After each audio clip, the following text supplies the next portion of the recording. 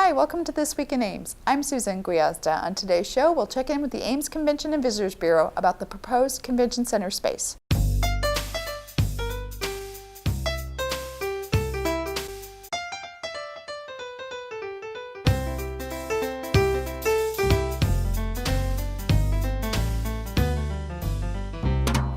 My guest today is Julie Weeks, Executive Director of the Ames Convention and Visitors Bureau. Julie, welcome to the show. Thank you. It's great to be here.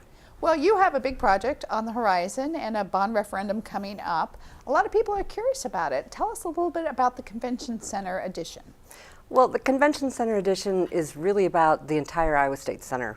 Ames and Iowa State University have used the Iowa State Center as their gathering place for the last 40 years.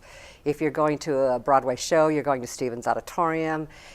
There's the theater productions at Fisher, all of the athletic events, Big 12, NCAA, and Hilton.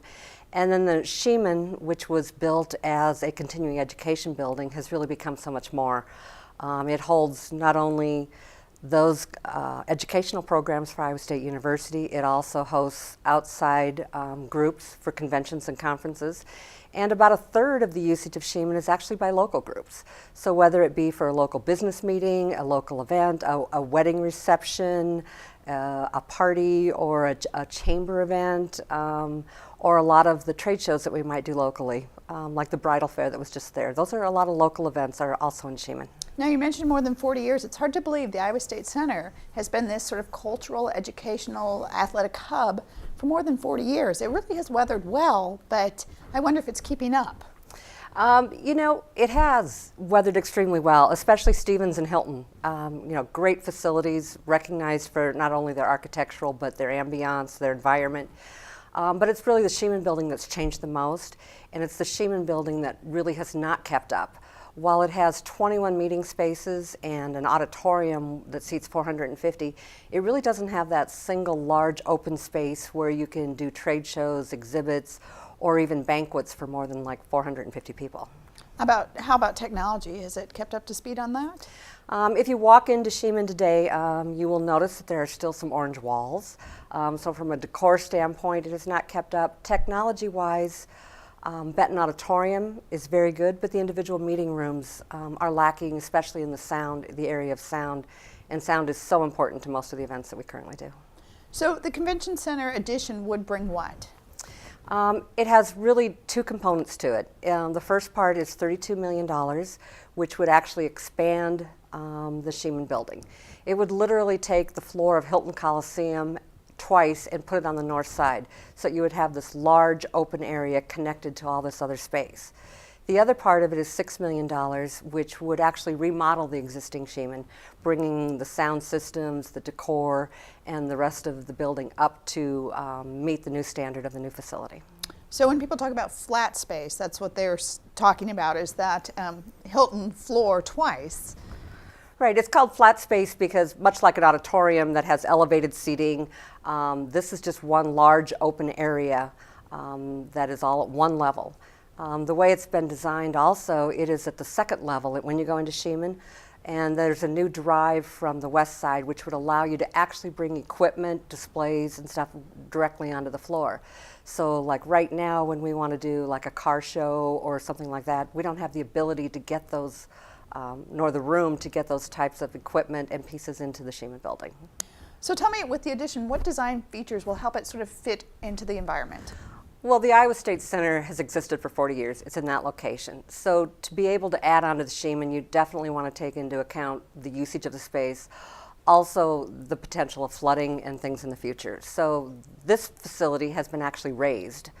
So it's at the second level, so the parking remains on the north side, and all the mechanicals have been put on the third level, so well out of the reach of any floodwaters that would ever go in there in the future.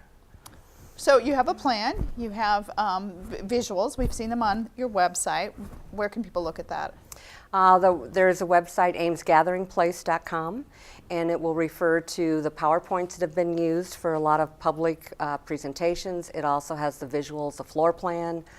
It has some architectural renderings of what the potential facility could look like. We have not spent the money to actually do blueprints to actually say this is exactly what it would look like. What we've tried to do is figure out how much space and where it would fit and potentially what it would look like attached to Sheeman, but there's still a lot of work to be done in that area. So Julie, why is the Ames Convention and Visitors Bureau involved in this project?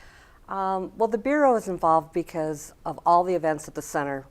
They bring a lot of out-of-town visitors, and especially the visitors that are overnight in Ames bring with them dollars that they will spend on a hotel, when they go out to eat, when they buy something to take back home, when they do a variety of things for recreational activities in Ames.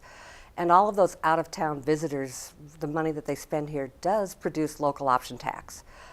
So we're very interested in those overnight visitors and how they can add to the economic impact of Ames overall. So for the average resident, how does this better their community? For the Ames community and the residents in it, the opportunity to partner with Iowa State University is significant. They are able to get a new convention center, a new community center, and attract more visitors that will bring economic dollars to the community, all for really half the price by sharing that. Also, because of the involvement of the Ames Convention and Visitors Bureau, there will be a subsidy for the operations and for the rental rates, so that local nonprofit groups will have access to this facility much like they do the city library. Nonprofits at little or no cost at certain times. So it's really the partnership between the three entities that make this project work extremely well. So when is the vote? The vote is March 4th. Polls are open from 7 a.m. until 8 p.m.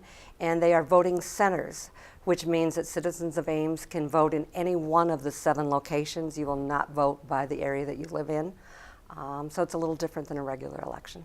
Well, March 4th is certainly coming up, so we encourage everybody to mark their calendar and vote. Absolutely. Well, Julie, thank you for coming on the show. It's been a pleasure. Thanks, Susan.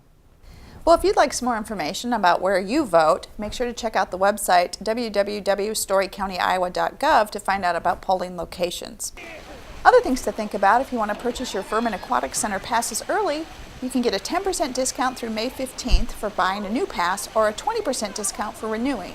Also, remember to check your mailbox for the Spring-Summer Parks and Recreation catalogs, which will be coming out very soon. Well, that's our show for today. Thanks for watching, and tune in next week for This Week in Ames.